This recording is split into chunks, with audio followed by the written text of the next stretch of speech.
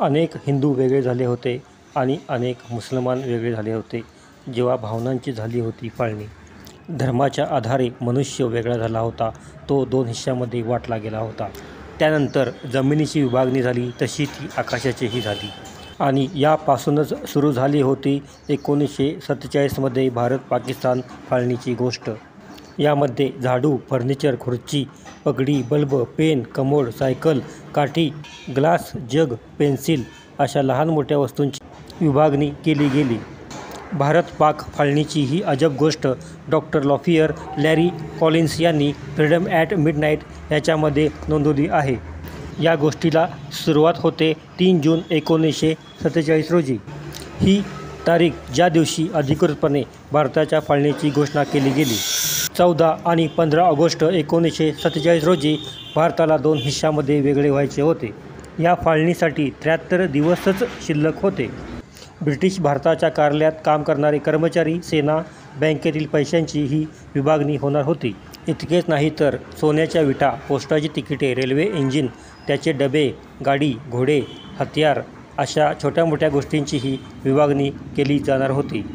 त्यावेळी माउंटबेटन यांनी दिल्लीतील 2 दिग्गज वकील यांच्याकडे पैसे, रोकड, धनसंपत्ती आणि सामान यांच्या वाटणीची जबाबदारी सोपवली.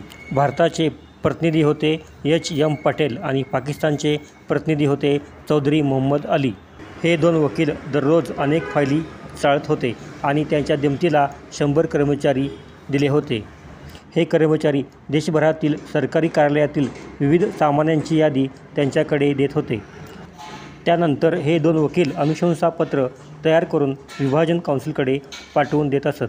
या काउन्सिलचे अध्यक्ष लॉर्ड माउंटबेटन होते.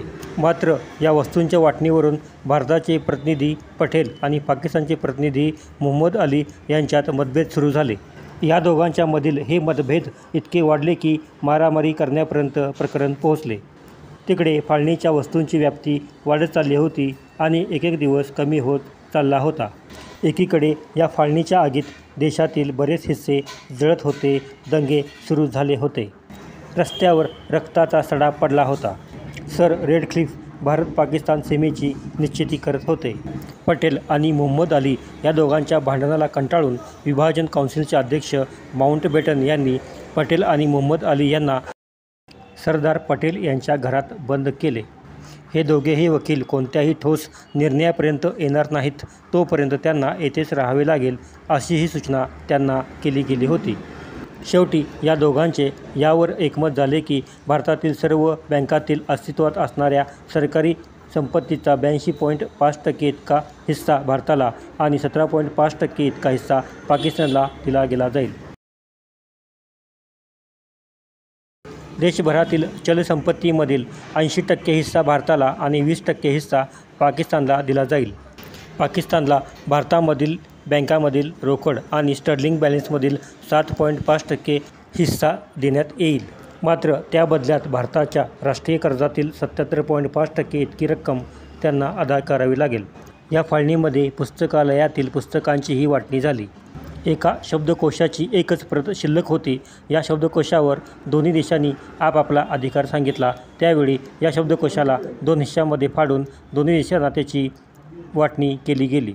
राष्ट्रपती भवनातील घोड्याच्या पागेवरून सर्वाधिक दावेदारी केली गेली. त्यात 12 घोड्यांचे टांगे किंवा रथ होते.